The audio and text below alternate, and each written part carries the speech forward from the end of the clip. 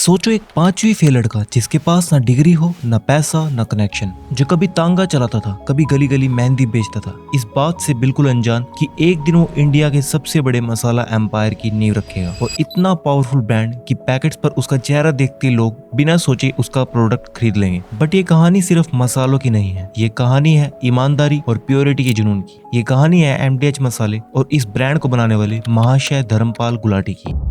साल 1923 सियालकोट की गलियों में धर्मपाल गुलाटी का जन्म होता है, लेकिन इस कहानी की शुरुआत धर्मपाल से नहीं बल्कि उनके पिता महाशय चुन्नीलाल से होती है। 1919 में चुन्नीलाल ने सियालकोट में अपनी मसालों की एक छोटी सी दुकान खोली थी जिसका नाम था महाशय दी हट्टी, जिसका मतलब होता है जेंटलमैन शॉप। धर्मपाल के पिता चाहते थे कि उनका बेटा खूब पढ़ाई करे, बड़ा आदमी बने, लेकिन छोटे धर्मपाल का दिमाग पढ़ाई में बिल्कुल नहीं लगता था। उन्होंने चौथी क्लास तो पास कर ली, लेकिन पांचवी में फेल हो गए और फिर उन्होंने स्कूल जाना ही छोड़ दिया। पिता ने उन्हें कारपेंटरी, राइस ट्रेडिंग और हार्डवेयर के काम में लगाया, पर धर्मपाल का मन कहीं नहीं लगा। फाइनली वो अपने पिता की मसालों की दुकान पर आ गए और इस काम में उनका मन लगने लगा। बिजनेस अच्छा चल रहा था और देगी मिर्च वाले के नाम से वो मशहूर होने लगे थे। लेकिन फिर आया साल 1947, पार्टीशन। सियालकोट जो अब पाकिस्तान में था, वहाँ से उन्हें सब कुछ छोड़कर भागना पड़ा। जो दुकान सालों की मेहनत से बनाई थी, जो घर था, सब पीछे रह गया। धर्मपाल अपने परिवार के साथ पहले अमृतसर आए और फिर दिल्ली चले गए। जेब में सिर्फ 1500 रुपए थे। सोचिए, कल तक जो इंसान एक स्टैब्लिश बिजनेसमैन था, आज वो रेफ्यूजी बन गया था। दिल्ली के करोल बाग में उन्होंने एक छोटा सा घर लिया, लेकिन पास में कोई काम नहीं था, पैसे खत्म हो रहे थे। सर्वाइवल के लिए उन्होंने 650 रुपए में एक तांगा खरीदा। न्यू दिल्ली स्टेशन से कुतुब रोड और करोल बाग तक वो सवारियों को ले जाया करते थे, यहाँ तक कि लोग उन्हें तांगे वाला कहकर बुलाने लगे थे। कुछ महीने तांगा चलाने के बाद धर्मपाल जी को रियलाइज हुआ कि मैं इस काम के लिए नहीं बना हूँ। उन्होंने तांगा बेच दिया और बचे हुए पैसों से करोल बाग की अजमल खान रोड पर एक छोटी सी वुडन शॉप खरीदी। एरिया सिर्फ 14 बाय 9 फीट था। ऊपर उन्होंने अपना वही बोर्ड लगाया जो सियालकोट में लगाया था, महाशय दी हट्टी देगी मिर्च वाले। यहीं से असली स्ट्रगल शुरू हुआ। उस वक्त लोग घर पर ही मसाला कूटना पसंद करते थे, क्योंकि बाजार के पीसे हुए मसालों में मिलावट होती थी। लकड़ी का बुरादा, रंग, न जाने क्या क्या मिलाया जाता था। धर्मपाल जी ने ठान लिया था, चाहे कुछ भी हो जाए, मैं क्वालिटी में कॉम्प्रोमाइज नहीं करूंगा। उन्होंने अखबार में एड्स तक निकलवाए, महाशय दी हट्टी सियालकोट वाले अब करोल बाग में।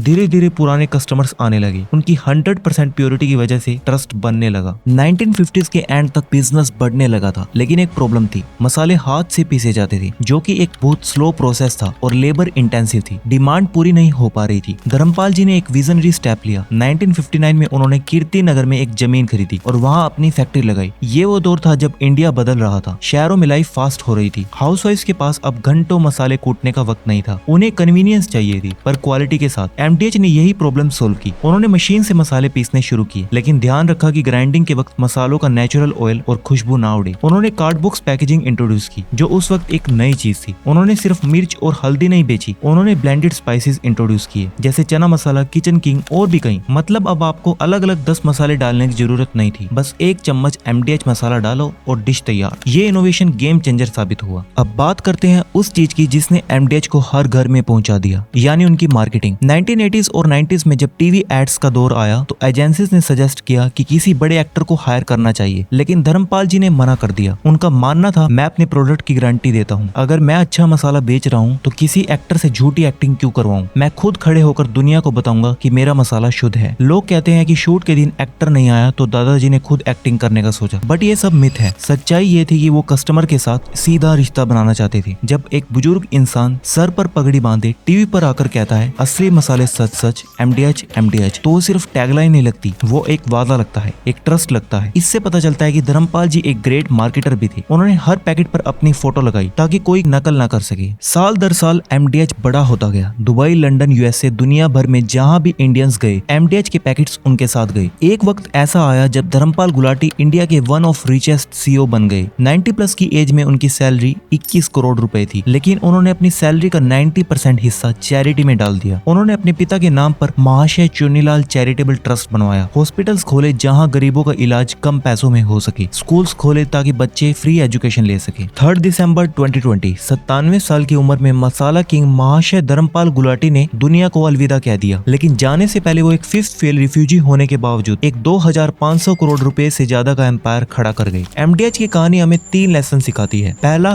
कोई काम छोटा नहीं होता। तांगा चलाने से लेकर फैक्ट्री लगाने तक धर्मपाल जी ने हर काम पूरे मन से किया। Second, quality is king. Marketing आपका प्रोडक्ट एक बार बेच सकती है, लेकिन प्रोडक्ट की क्वालिटी कस्टमर को वापस लाती है। उन्होंने मिलावट के दौर में प्योरिटी बेची। और थर्ड लेसन है पर्सनल ब्रांडिंग। उन्होंने दिखाया कि फाउंडर ही ब्रांड का सबसे बड़ा एम्बेसडर होता है। अगर आपको ये स्टोरी पसंद आई है तो चैनल को सब्सक्राइब जरूर करें। अब आप ये नेक्स्ट इंस्पायरिंग स्टोरी देख सकते हो।